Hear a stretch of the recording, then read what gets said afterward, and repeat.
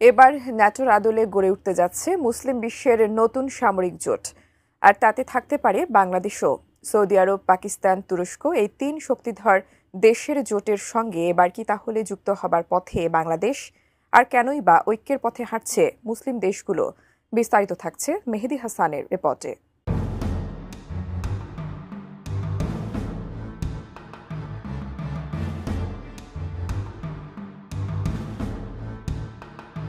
তিন শক্তিধর মুসলিম দেশ পাকিস্তান, তুরস্ক ও সৌদি আরব, যাদেরকে ঘিরে গড়ে উঠেছে নতুন একটি সামরিক সমীকরণ।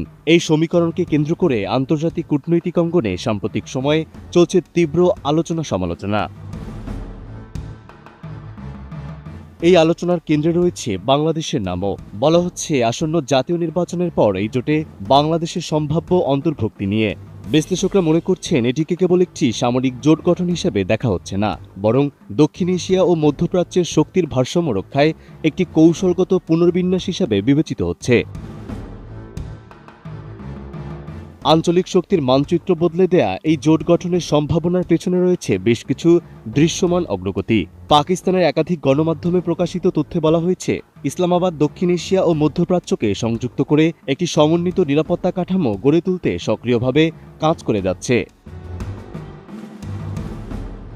এই কাঠামোর ভিত্তি স্থাপিত হয় 2005 সালের সেপ্টেম্বরে পাকিস্তান ও সৌদি আরবের মধ্যে স্বাক্ষরিত একটি কৌশলগত প্রতিরক্ষা চুক্তির মাধ্যমে। ওই চুক্তির গুরুত্বপূর্ণ ধারায় বলা হয়েছিল, কোনো এক দেশের উপর হামলা হলে তা উভয় দেশের উপর আক্রমণ হিসাবে বিবেচিত হবে। এ কারণেই বিশ্লেষকরা চুক্তিটিকে ন্যাটোর আদলে গড়ে তোলা প্রতিরক্ষা নীতির সঙ্গে তুলনা করেছিলেন।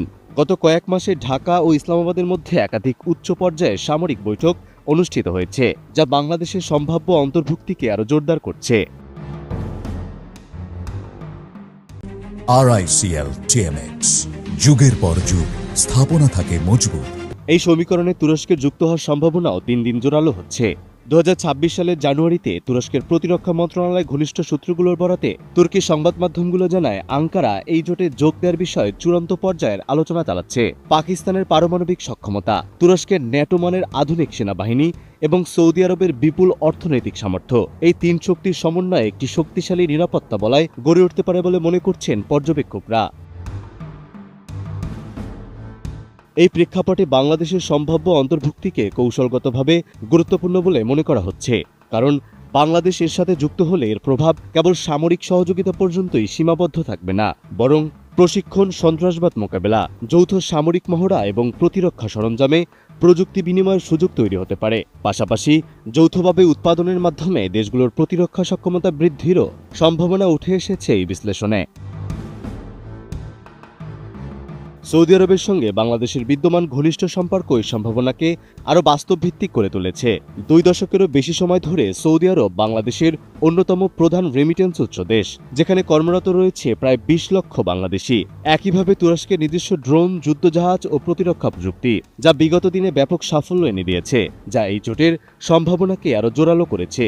অন্যদিকে পাকিস্তানের সঙ্গে সাম্প্রতিক সামরিক যোগাযোগ, বিশেষ করে JF-17 যুদ্ধবিমান নিয়ে আলোচনা, বাংলাদেশের ফোর্সেস গোল 2030 বাস্তবায়নের পথে গুরুত্বপূর্ণ ধাপ হিসেবে দেখা হচ্ছে। তবে এই জোটে বাংলাদেশের আনুষ্ঠানিক যোগদান অনেকাংশেই নির্ভর করবে 12 ফেব্রুয়ারির জাতীয় নির্বাচনের পর গঠিত সরকারের পররাষ্ট্রনীতির উপর। নিরাপত্তা বিশ্লেষকদের মতে সঠিক কৌশল ও ভারসাম্য বজায় রেখে সিদ্ধান্ত নিতে পারলে এটি বাংলাদেশের জন্য শক্তি, মর্যাদা এবং আঞ্চলিক প্রভাব বৃদ্ধির একটি ঐতিহাসিক সুযোগ তৈরি হতে পারে।